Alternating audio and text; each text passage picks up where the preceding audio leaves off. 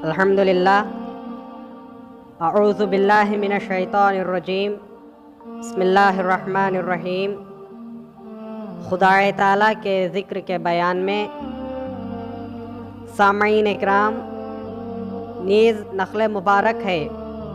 حضرت امامنا مہدی موعود علیہ السلام نے 5 پہر کے ذکر کو ذکر کثیر فرمایا ہے، اور ذکر کثیر اس ترتیب سے فرمایا کہ اول صبح سے 1.5 پہر تک اور ظہر کے بعد سے عشاء کے وقت تک خدا کی یاد میں رہیں، تاکہ اس سے رات دن ضائع نہ ہوں۔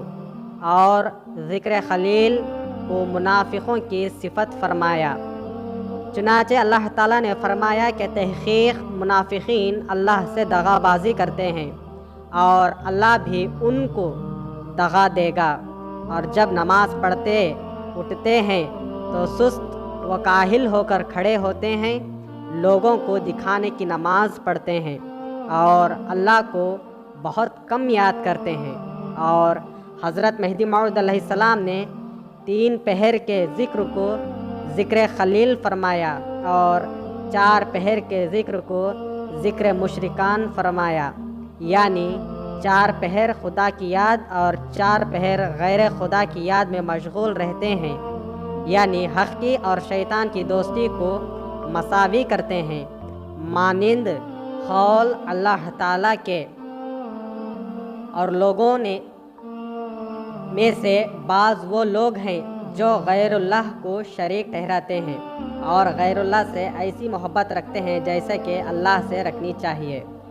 اور مومنوں کو سب سے زیادہ محبت خدا ہی سے ہوتی ہے، پس جس کسی کے ساتھ دوستی بہت ہوتی ہے اس کا ذکر بھی زیادہ تر ہوتا ہے۔ نبی صلی اللہ علیہ وسلم نے فرمایا، جس کو کسی چیز کی زیادہ محبت ہوتی ہے تو اس کو اس کی یاد بھی زیادہ ہوتی ہے۔ اللہ تعالیٰ نے فرمایا کہ جب خدائے واحد کا ذکر کیا جاتا ہے تو سخت ہو جاتے ہیں ان لوگوں کے دل جو آخرت پر ایمان نہیں رکھتے ہیں، اور جب غیر اللہ کا ذکر کیا جاتا ہے تو یکایک وہ خوش ہو جاتے ہیں۔ ہم نے مہاجرین رضی اللہ عنہم میں سے نہ کسی ایک مہاجر رضی اللہ عنہم سے یہ بات سنی، نہ بندگی میاں سید خنمیر رضی اللہ عنہ سے، اور نہ دوسرے مہاجرین سے، کہ اس نفاق کو نفاق مراتبی کہتے ہیں، اور بعض اس کو نفاق مراتبی کہتے ہیں۔ پس وہ مہدی موعود علیہ السلام کے بیان میں تعویل اور تحویل کر کے اپنے حال کے مطابق کرتے ہیں، حالانکہ یہ بات مہدی علیہ السلام کے بیان سے نہیں ہے۔ اور نیز نقل مبارک ہے کہ موضع بھلوٹ شریف میں میراں سید محمود ثانی مہدی رضی اللہ عنہ 1 یا 2 ہفتے کے بعد محاضر کرتے تھے۔ جس روز کے یہ محاضر ہوا تھا وہاں اکثر مہاجرین حاضر تھے، مثلاً میراں سید محمود ثانی مہدی رضی اللہ عنہ، میاں شاہ دلاور رضی اللہ عنہ، ملک معروف و میاں لاڑ امام اور میاں سید سلام اللہ رضی اللہ عنہم، بلکہ اکثر مہاجرین رضی اللہ عنہم و چند طالبان خدا دائرے میں تھے۔ اور میراں سید محمود ثانی مہدی رضی اللہ عنہ نے ہر ایک مہاجر رضی اللہ عنہ کو نام علیحدہ علیحدہ زبان مبارک سے لے کر فرمایا کہ یہ بندہ تمہارے درمیان بہت چھوٹا بھائی ہے، تم نے مہدی علیہ السلام سے جو کچھ تعلیم پائی ہے بیان کرو۔ اس کے بعد تمام مہاجرین رضی اللہ عنہم نے فرمایا کہ خونکار فرمائیں۔ یہ گفتگو چند بار آپس میں ہوئی۔ بالآخر میراں سید محمود ثانی مہدی رضی اللہ عنہ نے فرمایا کہ حضرت مہدی موعود علیہ السلام نے ایسا فرمایا کہ ذکر کثیر کرو۔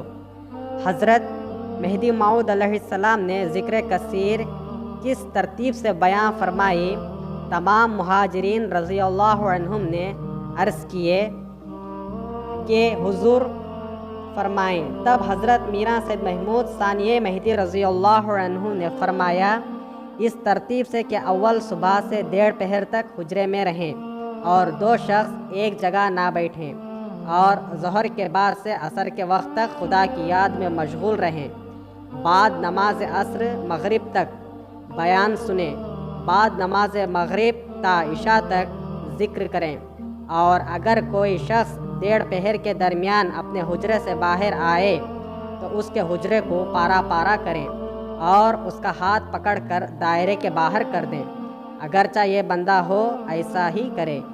تمام یاروں رضی اللہ عنہم نے قبول کیا۔ اس کے بعد میراں سید محمود ثانی مہدی رضی اللہ عنہ دوسرے روز میاں خوند شیخ رضی اللہ عنہ کے حجرے میں پوشیدہ بیٹھے، یہ دیکھنے کے لیے کہ 1.5 پہر کے درمیان کون شخص حجرے سے باہر آتا ہے۔ چند ساعت کے بعد ایک مہاجر رضی اللہ عنہ آہستہ آہستہ اپنے حجرے سے باہر آئے اور میراں سید محمود رضی اللہ عنہ نے دیکھا اور فرمایا کہ ہاتھ پکڑ کر لاؤ۔ میاں خون شیخ رضی اللہ عنہ ان کا ہاتھ پکڑ کر کہا کہ چلو، میراں سید محمود ثانی مہدی رضی اللہ عنہ نے بلایا ہے۔ انہوں نے کہا کہ میراں کہاں ہیں؟ میاں خون شیخ نے کہا کہ بندے کے حجرے میں بیٹھے ہیں۔ اس برادر نے 2 انگلیاں منہ کے پاس لائیں اور کہا کہ مجھ کو مت لے جاؤ، لیکن میاں خون شیخ میراں رضی اللہ عنہ کے حضور میں لائے۔ میراں حضور رضی اللہ عنہ نے فرمایا کہ اے فلاں شخص، ہم اور سب بھائی نے کیا اتفاق کیا تھا؟ اس کے بعد اس برادر نے کہا کہ میراں جی، گزشتہ روز میں نے لکڑیاں ایک جگہ چھوڑی تھی، اس خیال سے کہ کوئی نہ لے جائے، جلد باہر آ گیا۔ میراں رضی اللہ عنہ نے فرمایا کہ واپس جاؤ، تمہاری لکڑیاں کوئی نہیں لے جائے گا۔ جمعیت کا فائدہ یہ ہے، اور جمعیت خدا کی جمعیت کی اجماعی اتفاق اس کو کہتے ہیں، اور نیز نقل مبارک ہے کہ حضرت مہدی موعود علیہ السلام موسم سرما میں فجر کی نماز کے لیے میاں سید امین محمد اور میاں یوسف رضی اللہ عنہم کے حجرے میں گرم تنور کے پاس گئے تو آپ نے دیکھا کہ تنور میں روٹیاں لگائی گئی ہیں۔ حضرت مہدی موعود علیہ السلام نے فرمایا، میاں امین محمد و میاں یوسف، یہ تمہارا کام نہیں کہ اس وقت روٹیاں پکاؤ۔ انہوں نے کہا کہ میراں جی، تنور گرم ہو چکا تھا، اس لیے روٹیاں لگائی گئی۔ حضرت مہدی موعود علیہ السلام نے فرمایا کہ اس وقت نہیں پکانا چاہیے۔ بس حضرت مہدی موعود علیہ السلام کی ہمیشہ یہ کوشش تھی کہ رات دن حق تعالیٰ کی یاد میں رہیں اور 2 شخص ایک جگہ نہ بیٹھیں، اور دنیا کے قصے بلکہ قرآن پڑھنے سے مبتدی کو منع کیا، اور فرمایا کہ دل غافل ہوتا ہے اور جاننا چاہیے کہ بیکار باتیں بے حد بری ہیں۔ ہر وہ چیز کہ جس میں دین کا مقصد اور تیرے دین کے معالجے کی نیت نہ رکھتی ہو، وہ سب فضول ہے، اور جو قول و فعل کے خدا کے لیے ہے اور خدا کے راستے پر ہے، وہ فضول نہیں ہے۔ مانند قول اللہ تعالیٰ کے کہ کہہ دے کہ میری نماز اور سب عبادتیں اور میرا جینا اور مرنا سب اللہ کے لیے جو سارے جہاں کا پروردگار ہے، کوئی اس کا شریک نہیں، اور اسی توحید کا مجھ کو حکم ہوا ہے، اور میں سب سے پہلے مسلمان ہوں۔ جان کے بندے سے خدا کی راہ گردان کی علامت اس کی لا یعنی کاموں میں مشغول ہونا ہے۔ اگر آدمی کی عمر کی 1 ساعت بھی بیکار کاموں میں صرف ہو تو خسارے میں آیا اور اس کی حسرت دراز ہو گئی، اور جس کی عمر 40 سال سے متجاوز ہو اور اس کی نیکی اس کی برائی پر غالب نہ ہو تو اس کو چاہیے کہ دوزخ میں جلنے کے لیے تیار رہے، اور جس کی عمر خدا نے 60 برس کی ہو تو وہ عمر میں معذور ہو گیا ہے۔ بس ہم کو فکر کرنی چاہیے کہ ہمارا دعویٰ تو ایسا ہے کہ ہم نے ساری چیزوں کو ترک کر دیا اور خلائق کو بھی چھوڑ دیے، اس پر بھی ہم کام کے در پہ نہیں ہوتے اور خدا کا ذکر نہیں کرتے۔ اگر ہم بیکاری میں عمر صرف کریں تو نہ دین رہے گا نہ دنیا۔ مانند قول اللہ تعالیٰ کے، اس نے گنوائی دنیا اور آخرت، یہی ہے کھلا گھاٹا۔ مقصود کہ نکتے کی کوئی بات سمجھ میں نہ آئی، نہ دین ہے نہ دنیا، بیکار ہی رہے۔ انصاف نامہ باب 11 صفحہ 235 تا 239۔